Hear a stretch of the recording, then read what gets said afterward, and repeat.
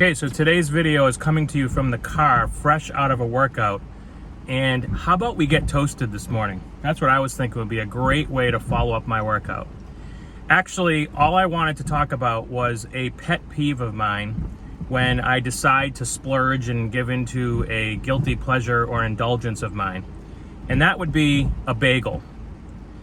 Now, I prefer everything bagels because I love the everything seasoning that's on top of the bagel itself. But not all bagels are created equally. I'm not going to mention any names, but there's two donut shops local to our area. One of them is actually more of a national type of a chain, and it's got something to do with something that basketball players do with a ball in the net. The other one is, again, I'm not going to give brand names because I don't want to bash anybody here, but the other one is another term for fancy or really expensive, luxurious donuts. Now, the pet peeve of mine is when I order, I ask for an everything bagel toasted with butter. So this one here is an example of what you will get from the Basketball Players Activities brand. Notice that you can see the edges are kind of toasted a little bit, but the main part of the bagel is not toasted, and there has to be a good bagel to butter, melted butter ratio for it to be worth the splurge and indulgence. Notice there's not a whole lot of butter on this bagel. This next bagel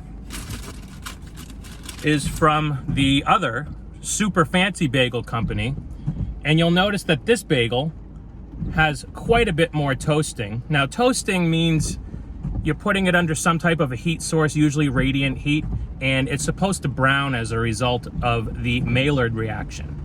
And you'll notice that this has a lot more toasting. You'll also notice that this has a higher ratio of butter to bagel.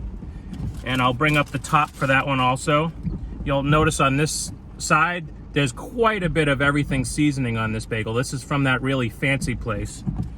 And then this is the top on the one from the Basketball Players' favorite. So I'll do a side by side just to show that not all bagels are created equal.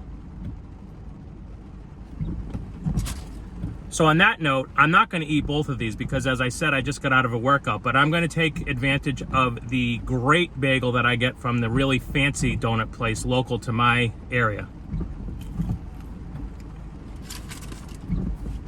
Totally worth it.